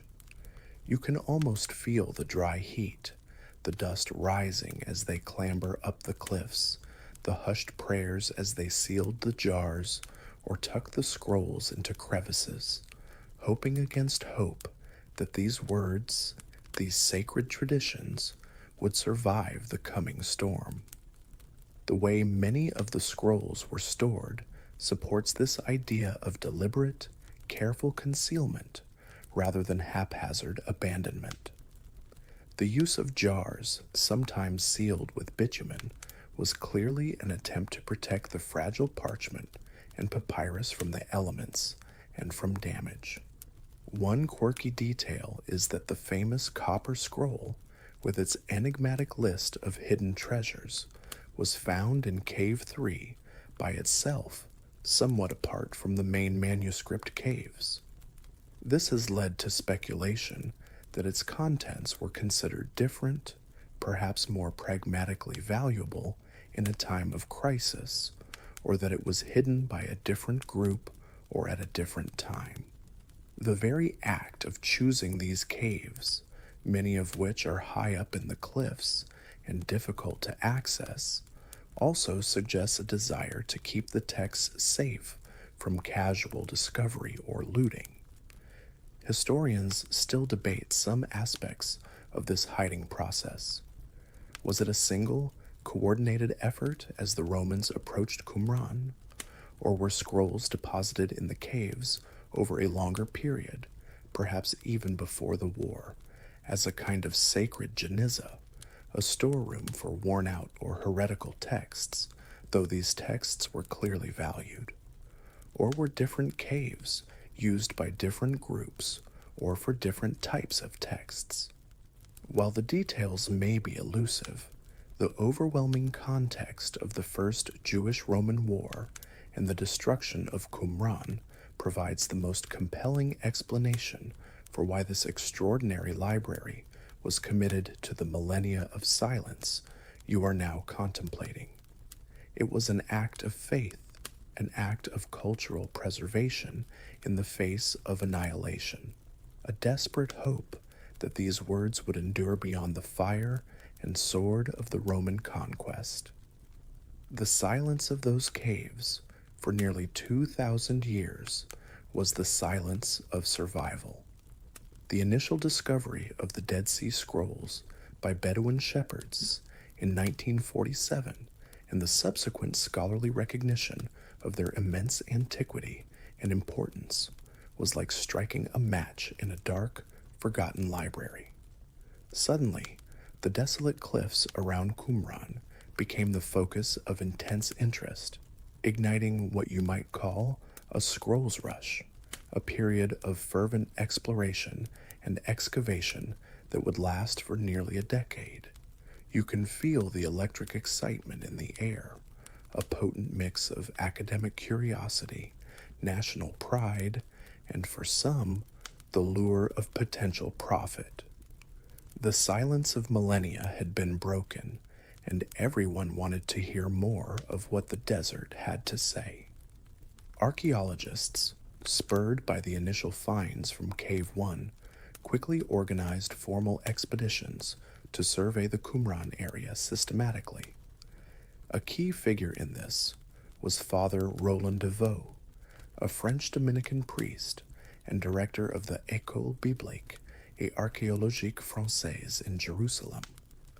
Working under the auspices of the Jordanian Department of Antiquities, as the West Bank, including Qumran, was under Jordanian control after 1948, and in conjunction with the Palestine Archaeological Museum, de Vaux led a series of excavations at the Khirbet Qumran ruin itself and in the surrounding caves from 1951 to 1956. You can picture his team, a mix of archaeologists, local laborers, and scholars, enduring the harsh desert conditions, meticulously excavating cave floors, sifting through dust and bat guano, hoping for more precious fragments. A mainstream historical fact is that it was during these official excavations that 10 more caves yielding manuscript fragments were discovered, bringing the total to 11 Qumran caves, though a 12th cave with a single blank scroll was identified much later, in 2017. Parallel to these official efforts, the local Bedouin, with their intimate knowledge of the terrain and spurred by the prices now being paid for ancient manuscripts, continued their own relentless search. Often, they were more successful than the archaeologists in locating new caves. It became a kind of race, with dealers like Kondo acting as intermediaries, purchasing scrolls and fragments from the Bedouin and then selling them on to institutions or scholars. This created a somewhat chaotic situation, with priceless artifacts sometimes being handled roughly, or fragments from the same scroll being separated. One quirky detail is that the Bedouin, to maximize their profit, would sometimes tear larger fragments into smaller pieces, as they were often paid by the piece. It's a practice that makes modern conservators shudder, but it was a pragmatic response from people who saw these as commodities before their full historical context was understood. It's like finding a rare stamp collection and cutting out each stamp individually to sell them. You might make some money, but the overall value and integrity are compromised. The most significant find, in terms of sheer quantity of material, came from Cave 4, discovered by Bedouin in 1952, very close to the Qumran ruin itself. This cave didn't contain intact scrolls in jars like Cave 1, but rather tens of thousands of fragments, representing hundreds of different manuscripts. It was as if an entire library had collapsed and disintegrated.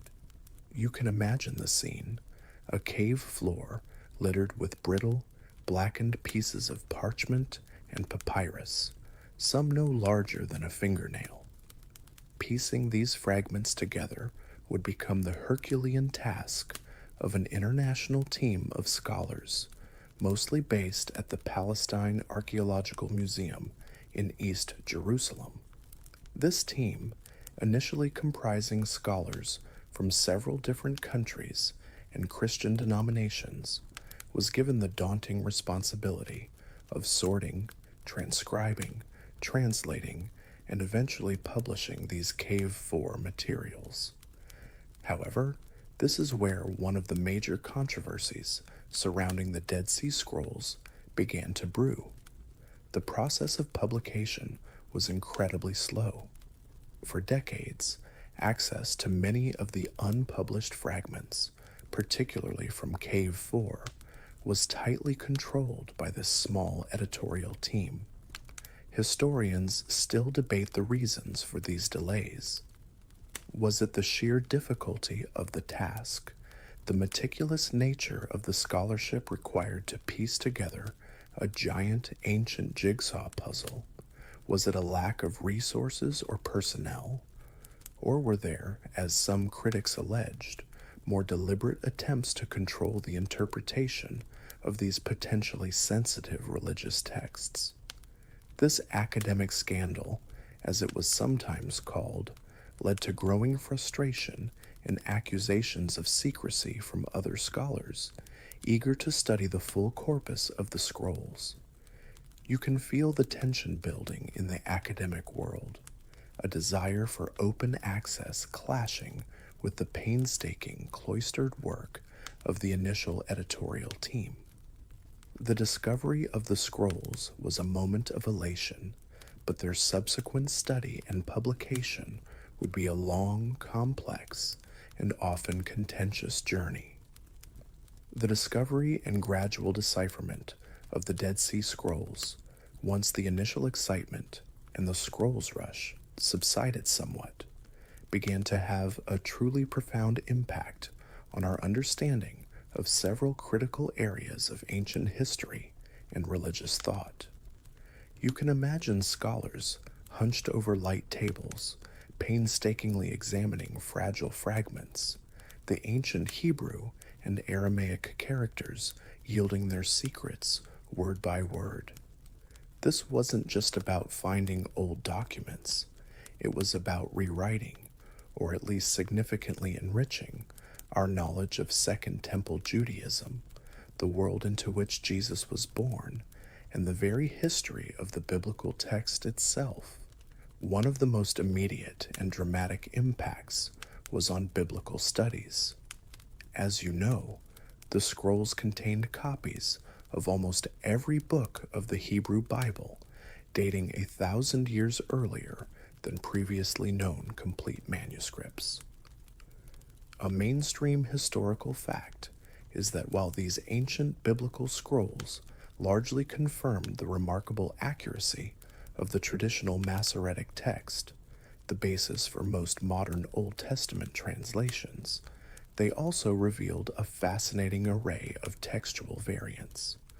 Some Qumran biblical texts are closer to the Septuagint, the ancient Greek translation of the Hebrew Bible, or the Samaritan Pentateuch, while others present unique readings altogether.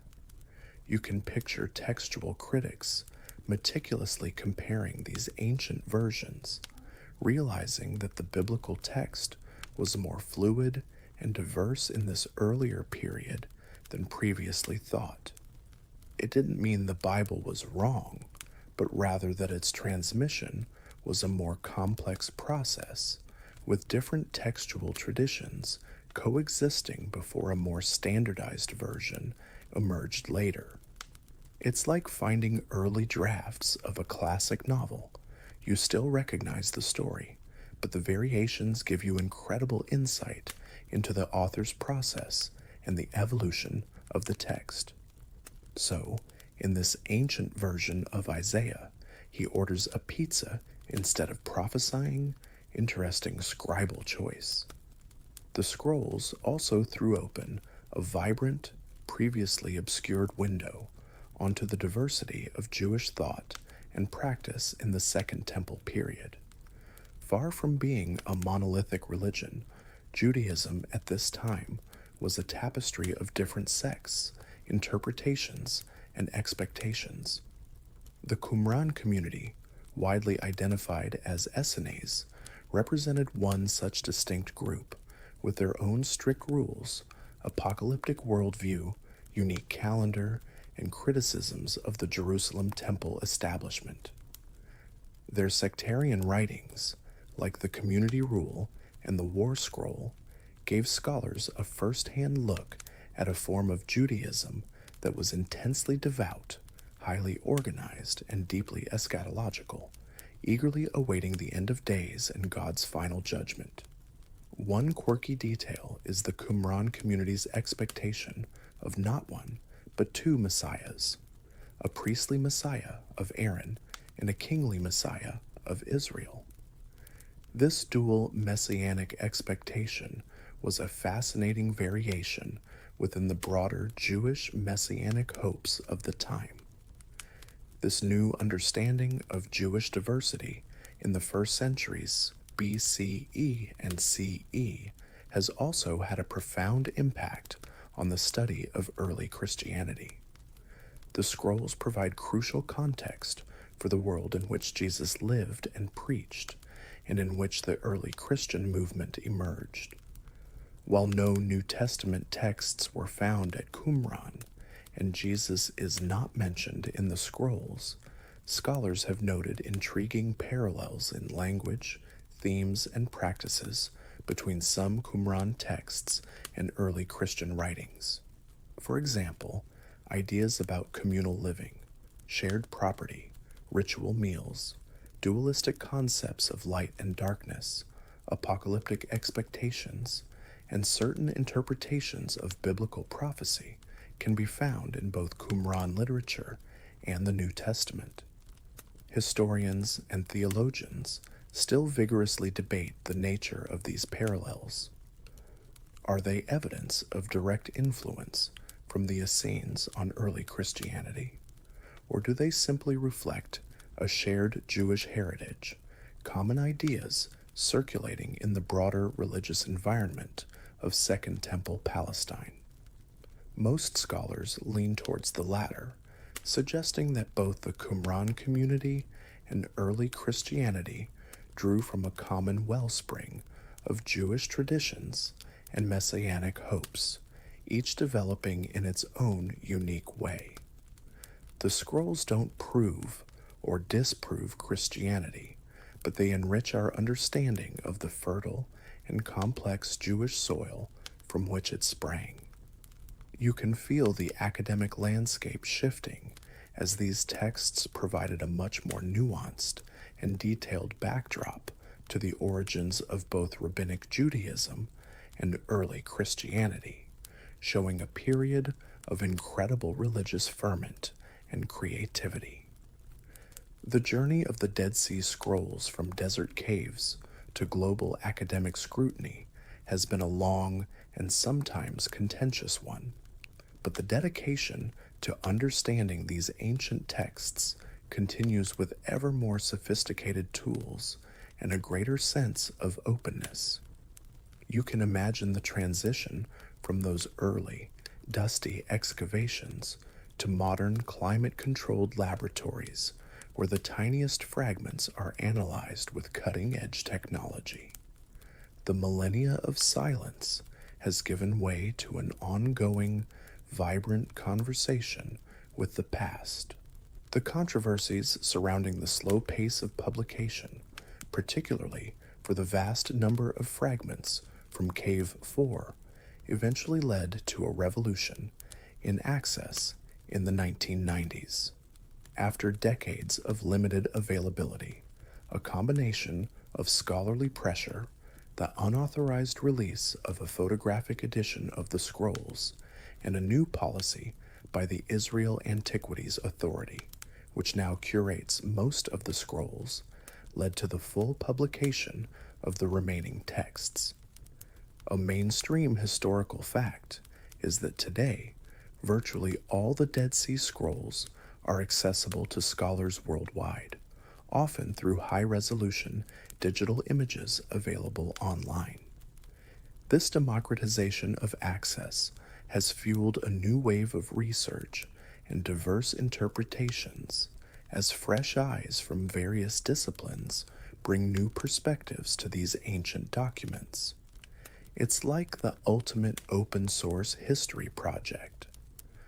Modern scientific techniques play an increasingly crucial role in the study and preservation of the scrolls. Radiocarbon dating, as you know, helped establish their antiquity. Paleography, the study of ancient handwriting, remains vital for dating and grouping texts. But now, you also see advanced imaging techniques, like multispectral imaging, being used to read text on fragments that are blackened or damaged and illegible to the naked eye. DNA analysis of the parchment can help determine the animal species used, providing clues about the scroll's origins or even helping to piece together fragments from the same original manuscript. One quirky detail is how these scientific methods can sometimes solve old puzzles. For instance, if DNA analysis shows that two seemingly unrelated fragments actually came from the same sheepskin, it might suggest they were part of the same scroll, even if their textual content doesn't immediately connect. It's like ancient CSI, but with more parchment and fewer car chases. Today, the majority of the Dead Sea Scrolls are housed in Jerusalem, most famously at the Shrine of the Book, part of the Israel Museum, where iconic scrolls like the Great Isaiah Scroll are displayed in a striking architectural setting designed to evoke the jars in which they were found. You can visit and see these ancient texts, preserved under carefully controlled conditions, a tangible link to a pivotal period in human history. Research continues, with scholars around the world still working to understand the full implications of the scrolls. The complete decipherment and interpretation of every fragment is an ongoing task. And yet, despite all the knowledge gained, some mysteries endure, fueling ongoing academic debate. The precise identity of the Qumran community, while widely accepted as Essene or Essene-like, is still discussed. What was their exact relationship with other Jewish groups? Who was the teacher of righteousness mentioned in some of their texts? And what was the exact function of the Khirbet Qumran settlement itself? Was it solely a communal living center for the Essenes, a scriptorium, or did it have other purposes, perhaps even changing over time? The Copper Scroll, with its tantalizing list of buried treasure, also remains an enigma. Is it a genuine inventory of temple treasure hidden before its destruction, an allegorical text, or a piece of folklore? These unresolved questions are part of what makes the Dead Sea Scrolls so captivating. They are not a closed book, but an ancient library that still whispers its secrets to those who are patient enough to listen. You are left with a sense of awe at this remarkable gift from the past, these fragile voices that survived millennia of silence to speak to us across the ages, offering a glimpse into a world of fervent faith, meticulous scholarship, and enduring hope. Now, as our journey into the world of the Dead Sea Scrolls concludes, let the images of desert caves, ancient parchments, and dedicated scribes gently fade from your mind. The story of their discovery and the profound knowledge they hold can now become a soft, receding echo, a quiet murmur from the distant past, as you prepare for your own peaceful rest. Allow the dry desert air and the intense sun of Qumran to be replaced by the cool comfort of your surroundings. The meticulous efforts of those ancient scribes, their careful pen strokes, can now transform into a symbol of the gentle, steady rhythm of your own breathing. The silence of those millennia, when the scrolls lay hidden, can merge with the quiet stillness of your room, inviting deep relaxation. Any lingering questions about the precise meanings of the texts or the identity of the community that wrote them can now drift away, unresolved but no longer needing your attention. There are no more fragments to piece together, no more ancient scripts to decipher. There is only the gentle descent into sleep. The profound wisdom and the human stories captured in those ancient scrolls have had their moment, and now, like the desert stars appearing one by one in the darkening sky, your own quiet thoughts can give way to the peace of the night. Good night.